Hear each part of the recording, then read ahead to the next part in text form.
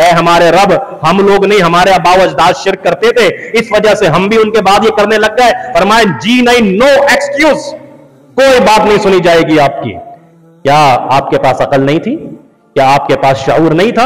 अल्लाह कह रहा है तुम्हारे वादे को याद दिलाने के लिए क्या मैंने कुरान की आयात को नाजिल नहीं किया था? क्या मैंने तुम्हारे वादे को याद दिलाने के लिए अंबिया को नहीं भेजा था? क्या मैंने वादे की याद दिलाने के लिए रसूलों को नहीं भेजा था? मैंने जब ये सब काम किए थे तो फिर नो एक्सक्यूज, कोई एक्सक्यूज नहीं चलेगा। 9वें सिपारे का आगाज हो रहा है और शुएब अलैहिस्सलातु वस्सलाम की कौम के बारे में गुफ्तगू हो रही है। मुतकब्बिर थे, नाप तोल में कमी करते थे। शुएब अलैहिस्सलातु वस्सलाम समझाते थे कि गुनाह है, मत करो, तो उल्टा शुएब अलैहिस्सलातु वस्सलाम को धमकी देते थे, तकब्बुर करते हुए, गुरूर करते हुए, कि हम तुम्हें वार्निंग दे रहे हैं कि अपनी दावत से बाज आ जाओ और अपनी इन बातों से बाज आ जाओ, वरना हम तुम्हें और तुम्हारे मानने वालों को इस बस्ती से निकाल देंगे। अब ये एक तरह की धमकी भी थी, वार्निंग भी थी, तंबीह भी थी शुएब अलैहिस्सलाम को। लेकिन शुएब अल्लाह के रसूल थे और वो दावत का काम कर रहे थे, और जब दावत का काम किया जाता है तो फिर इस तरीके की थ्रेट्स मिलती हैं, धमकियां मिलती हैं और खबरदार किया जाता है। तो दावत का काम करने वाले के लिए क्या जरूरी है कि वो क्या करे? तो शुएब अलैहिस्सलातु वस्सलाम के इस वाक़ये से हमें मालूम हो रहा है कि अगर इस तरीके की धमकियां मिलने लगें कि हम ये कर देंगे, हम वो कर देंगे, तो सीधा सा जवाब शुएब अलैहिस्सलातु वस्सलाम ने यह दिया कि अलल्लाहि तवक्कलना, तुम जितनी भी धमकियां दे लो, मुझे खबरदार कर दो, मेरा तवक्कुल, भरोसा मेरे अल्लाह पर है। मैं अल्लाह के लिए निकला हूं, मैं अल्लाह की राह में निकला हूं, तुम जो चाहे कह लो या कर लो, मेरा भरोसा उस अल्लाह पर है। ये एक दाई की खूबी होनी चाहिए कि अल्लाह पे तवक्कुल, अल्लाह पे भरोसा। जाहिर है जब आप दावत का काम करते हैं तो दावत के काम में सिर्फ हलवे ही थोड़ी मौजूद है, खाना पीना ही थोड़ी है। दावत के कामों में और भी बड़े मसाइल होते हैं, और भी बड़ी परेशानियां होती हैं। लोग तंग करते हैं, लोग धमकियां देते हैं, पाबंद सलासल किया जाता है, और ना जाने क्या क्या होता है। सिर्फ दस्तरखान और हलवे और मिठाइयाँ ही थोड़ी होती हैं दावत के काम में। अगर दावत का काम इखलास के साथ हो रहा हो तो बड़ा कठिन होता है। मोहम्मद रसूलुल्लाह सल्लल्लाहु अलैहि वसल्लम की सीरत का मुताला करें, मालूम हो जाएगा। नहीं माने बहरहाल ये लोग। अल्लाह रब्बुल आलमीन ने फरमाया कि शुएब के समझाने के बावजूद भी ये ना माने तो हमने इनकी जमीन पे जहां ये मौजूद थे उसको बुरी तरह हिला दिया, जलजला बर्पा कर दिया हमने। और ये औंधे मुंह जिस तरह पड़े हुए थे, लेटे हुए थे, बैठे हुए थे, खड़े हुए थे, उसी तरह हमने इस कौम को बर्बाद कर दिया, तबाह कर दिया, इस वजह से कि ये अपने पैगंबर के नाफरमान थे।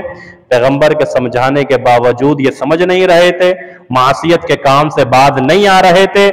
हमने अपना अजाब भेजकर जो जिस तरह मौजूद था उसी तरह हमने उसको तबाह और बर्बाद कर दिया, शुएब अलैहिस्सलाम की कौम को। आगे अल्लाह रब्बुल आलमीन ने जिक्र फरमाया है मूसा अलैहिस्सलाम के वाक़ये का। तवज्जो से सुनिएगा। मूसा अलैहिस्सलाम और वो जादूगरों का जो वाक़या है वो इस 9वें सिपारे में मौजूद है। फिरौन ने जादूगरों को बुलाया मूसा अलैहिस्सलाम से मुकाबला करने के लिए। क़ालू इन्ना लना लअजरन इन कुन्ना नहनुल गालिबीन। जादूगरों ने कहा कि हम मूसा का मुकाबला करेंगे, लेकिन ये बताओ कि अगर हम इस पर गालिब आ गए, मूसा पर अगर हम गालिब आ गए, तो रुपया मिलेगा कि नहीं मिलेगा हमें? फिरौन से जादूगरों ने कहा, पहले मुकाबले से पहले कहा, पहले वो आए किसके लिए? पैसे के लिए, रुपये के लिए। ये मिलेगा कि नहीं मिलेगा? काला नाम, कहा यस बिल्कुल मिलेगा। फिरौन ने कहा, क्यों नहीं मिलेगा? मिलेगा, बल्कि व इन्नकुम लमिनल मुकर्रबीन, यही नहीं मिलेगा, कुर्सी भी मिलेगी, पावर भी देंगे तुम्हें, वजारतें भी मिल जाएंगे तुम्हें, ओहदे भी मिल जाएंगे तुम्हें, सिर्फ पैसा ही नहीं मिलेगा। अल्लाह अकबर। लेकिन जब मूसा अलैहिस्सलाम से मुकाबला हुआ और मूसा अलैहिस्सलाम ने अपना असा फेंका और अल्लाह के हुक्म से उसने अजदहे की शक्ल इख्तियार की, तो वो सामने तो जादूगर थे, वो कोई अल्लाह के वली या अल्लाह के नबी थोड़ी थे, वो जादूगर थे।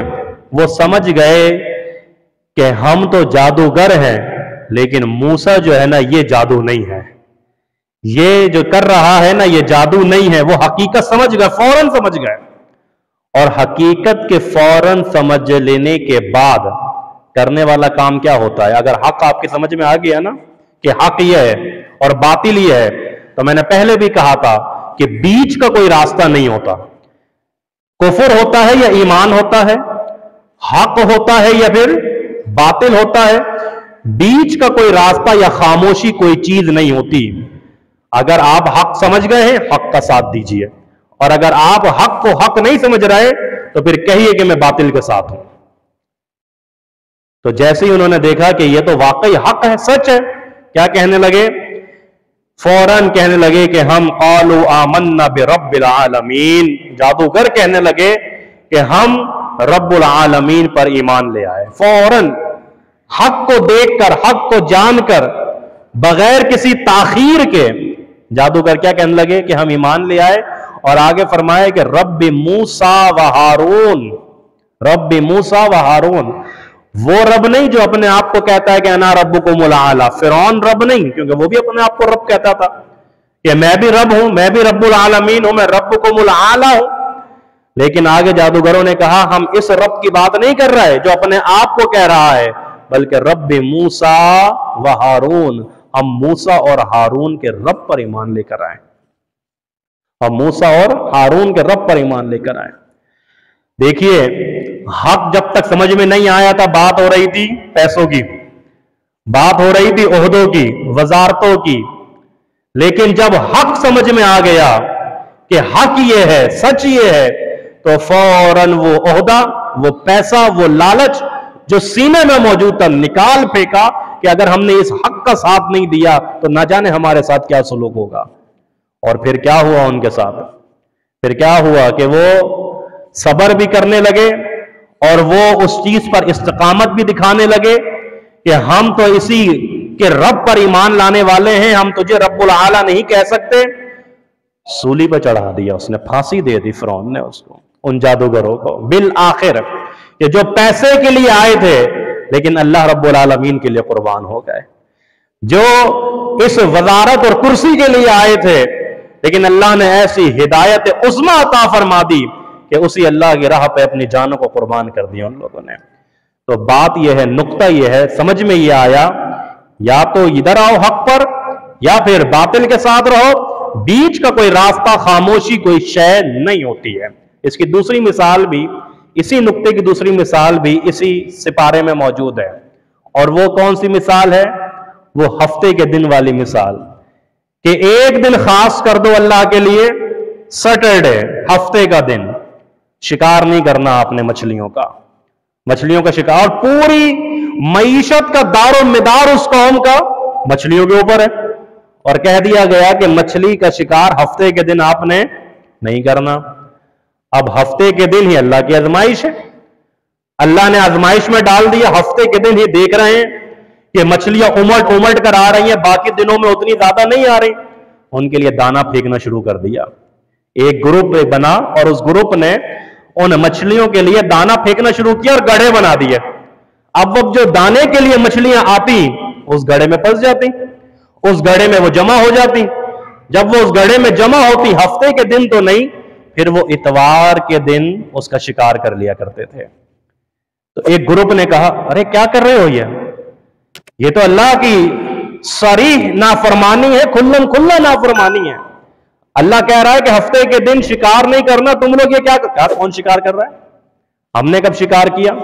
ये शिकार थोड़ी है।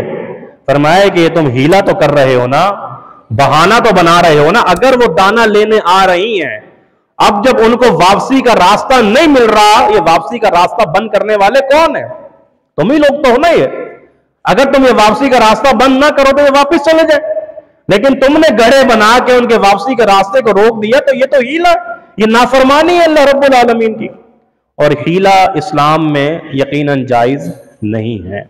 मिसाल के तौर पर एक शख्स यहां कुर्सी पर बैठा हुआ है, उसके पास फोन आता है और वो ऑफिस में काम कर रहा है, और वो कहते हैं कि आपके सेठ साहब जो अंदर ऑफिस में बैठे हुए हैं, क्या वो अपनी सीट पर मौजूद हैं?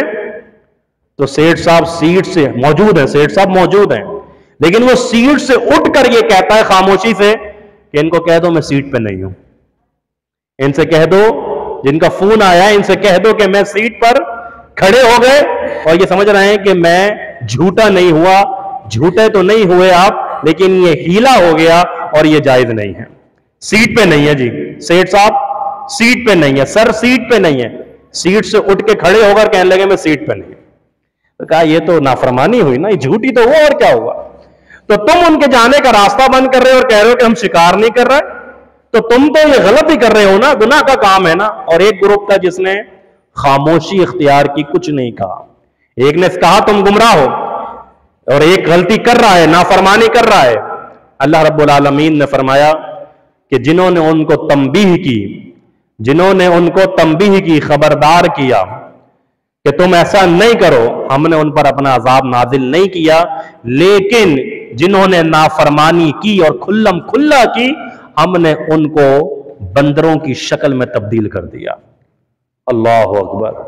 इन यहूदियों को हमने बंदरों की शक्ल में तब्दील कर दिया। अब सवाल करने वाले यह सवाल कर सकते हैं, क्या इस वक्त जो यहूदी हैं, हम उनको ये कह सकते हैं ओ बंदरों की औलाद? ऐसा कहा जा सकता है? नहीं कहा जा सकता, क्योंकि उलमाए कराम ये फरमाते हैं कि अगर किसी कौम पर शक्लें तब्दील करने का कोई अजाब नाजिल होता है, तो 3 दिनों के बाद अल्लाह रब्बुल आलमीन उस पूरी कौम को मौत दे देता है, मार देता है, उनकी नस्ल ही आगे नहीं बढ़ती है। इसलिए आप उनको ये नहीं कह सकते हैं। अब जो तीसरा ग्रुप था जिसने खामोशी, जो ना हक के साथ ना बातिल के साथ, जो ना सच के साथ ना झूठ के साथ, उनका तस्करा ही नहीं किया अल्लाह ने उनका जिक्र ही नहीं किया कुरान में। मालूम यह हुआ, तबसरा करते हुए मुफस्सिरीन इकराम ये फरमाते हैं कि आप हक पर हो तो हक का साथ दो, लाजमी दो, और अगर तुम अपने आप को कहते हो कि ये हक नहीं है, हम इसके साथ है, बातिल के साथ, तो ठीक है, तुम फिर बातिल के साथ रहो। लेकिन अगर तुम बीच का रास्ता और खामोशी इख्तियार करोगे, तो हम ऐसे लोगों का तस्करा करना ही पसंद नहीं करते हैं। अगर पता है हक ये है तो बताओ हक, नहीं तो फिर अपने बातिल के साथ रहो। उसके बाद जिक्र आ रहा है कि मूसा अलैहिस्सलातु वस्सलाम ने अल्लाह रब्बुल आलमीन से फरमाया, ऐ अल्लाह, आपने मुझे यहां कोहे तूर पर बुलाया है, मैं कोहे तूर पर आया हूं, तो मैं रब्बी अरिनी अंजुर इलैका, ऐ मेरे रब, कलाम कर रहे थे ना, कलीमुल्लाह है ना मूसा, तो अल्लाह से कलाम करते थे। एक ख्वाहिश का इजहार कर बैठे, एक मुतालबा कर बैठे, और मुतालबा ये कर बैठे कि अल्लाह देखना है आपको, आपको देखना चाहता हूं। अल्लाह रब्बुल आलमीन ने फरमाया कि आप लन तरानी, इस दुनिया में मुझे हरगिज नहीं देख सकते। इस दुनिया में अल्लाह को हरगिज देखा नहीं जा सकता, लेकिन जन्नत की सबसे आला नेमत ही अल्लाह रब्बुल आलमीन का दीदार है। सबसे बड़ी नेमत अल्लाह हम सबको नसीब फरमाए, अल्लाह का दीदार है, अल्लाह का दीदार। फरमाया जैसे 14वीं के चांद को देखते हुए तुम्हें कोई परेशानी नहीं होती, आसानी के साथ चेहरे को उठाते हो, निगाहें ऊपर उठाते हो और उसका दीदार कर लेते हो, इसी तरह कल कयामत के दिन जन्नत में तुम सब अपने रब का दीदार ऐसे करोगे। मूसा अलैहिस्सलाम ने फरमाया, अब मुतालबा तो कर बैठे थे ना कि देखना है, तो थोड़ी जिद भी कर बैठे। मूसा अलैहिस्सलाम से अल्लाह ने कहा, अच्छा ठीक है, आप उस माउंटेन की तरफ देखें, उस पहाड़ी की तरफ देखें। अल्लाह रब्बुल आलमीन ने फलम्मा तजल्ला रब्बुहु लिल जबल, पहाड़ी पर अपनी सिर्फ तजल्ली, अल्लाह अकबर, तजल्ली लेकर आए अल्लाह रब्बुल आलमीन। दो मानी समझ लीजिए, एक होता है ज़हूर और एक होता है तजल्ली। ज़हूर का मतलब कि मुकम्मल तौर पे जाहिर कर दिया गया, जाहिर हो गया। तजल्ली का मतलब यह हुआ कि बिल्कुल ऐसे छोटे सी एक चीज, जर्रे के बराबर तजल्ली, वो सिर्फ उस पहाड़ पर पड़ी। पहाड़ रेजा रेजा जमीन से मिल गया, पहाड़ रेजा रेजा जमीन से जा मिला, मिट्टी से जा मिला। और मूसा अलैहिस्सलाम जो उसे देख रहे थे बेहोश होके गिर पड़े, बेहोश होके गिर पड़े। अल्लाह अकबर। पहाड़ बर्दाश्त नहीं कर सका, हैवी, इतना ताकतवर चीज वो बर्दाश्त नहीं कर सकी, और फरमाया कि वो बिल्कुल जमीन से जा मिला, बर्बाद हो गया बिल्कुल। और मूसा अलैहिस्सलाम उसको देखकर बेहोश हो गए। और फलम्मा अफाका, होश जब आया, बेहोश हो गए थे ना, फिर जब होश आया, फलम्मा अफाका, जब मूसा को अफाका हुआ, कहने लगे, काला सुबहानका, अल्लाह तू पाक है, अल्लाह तू पाक है। किस चीज से पाक है? कि अल्लाह तुझे इस कायनात में कोई आंख देख नहीं सकती है, अल्लाह इस कायनात में कोई निगाह आपको नहीं देख सकती। तुबतु इलैका, ऐ मेरे रब, माफी चाहता हूं, मुतालबा गलत कर बैठा था। तुबतु इलैका, ऐ मेरे रब, माफी चाहता हूं, मुतालबा गलत कर बैठा था।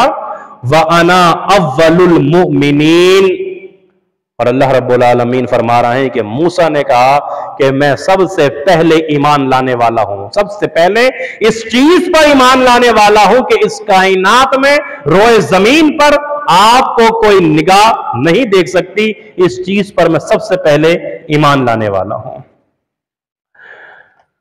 उसके बाद अल्लाह रब्बुल आलमीन ने इरशाद फरमाया, अल्लाह अकबर, तवज्जो से इरशाद सुनिएगा। फरमाया कि हम आपके सामने इस बात को रख रहे हैं कि हमने जो आपसे एक अहद लिया था, ये लोगों, एक कॉन्फ्रेंस हुई थी, एक कॉन्फ्रेंस, और उस कॉन्फ्रेंस में हम तमाम लोग मौजूद थे, आम लोग भी, खास लोग भी, और उलमा भी, जाहिल भी, हर तरह, मर्द भी, औरत भी, सब के सब मौजूद थे उस कॉन्फ्रेंस के अंदर।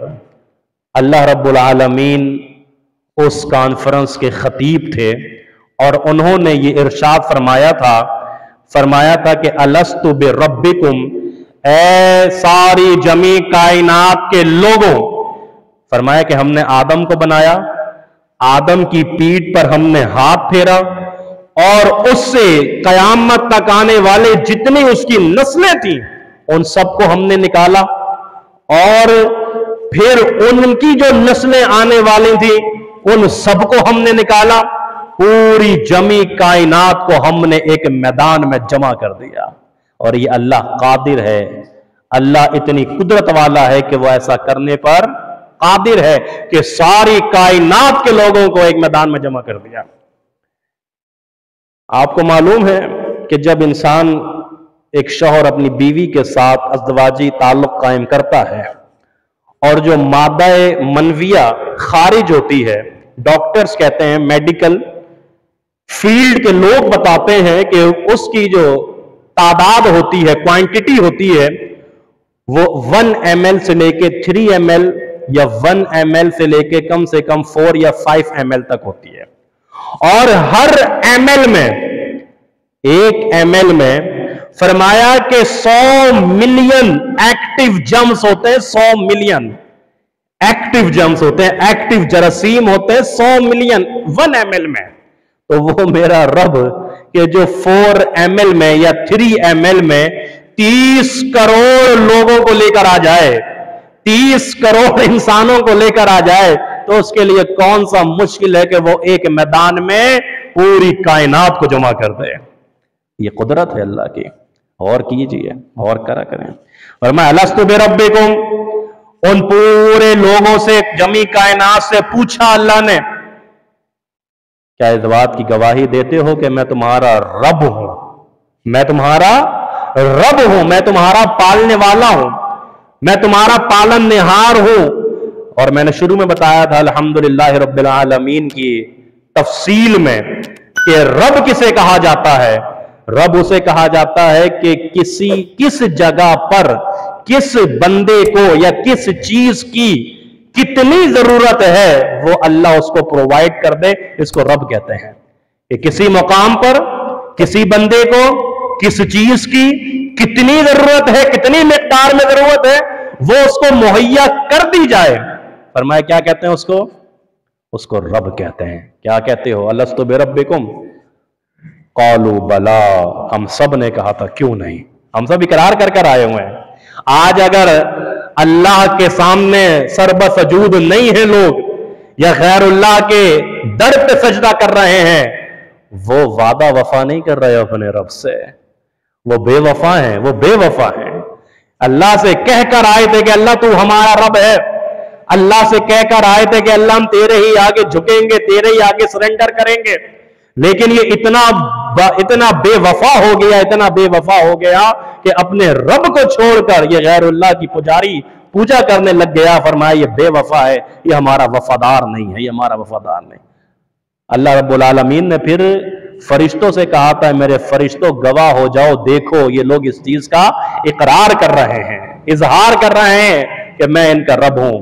और अगर ये लोग गाफिल हो गए और इन्होंने मेरी इबादत को छोड़ दिया, तो इनकी कोई भी एक्सक्यूज यहां चलने वाली नहीं है। इनका कोई एक्सक्यूज नहीं चलेगा यहां पे, अल्लाह ऐसा था, अल्लाह वैसा हो गया था, अल्लाह यूं हो गया था।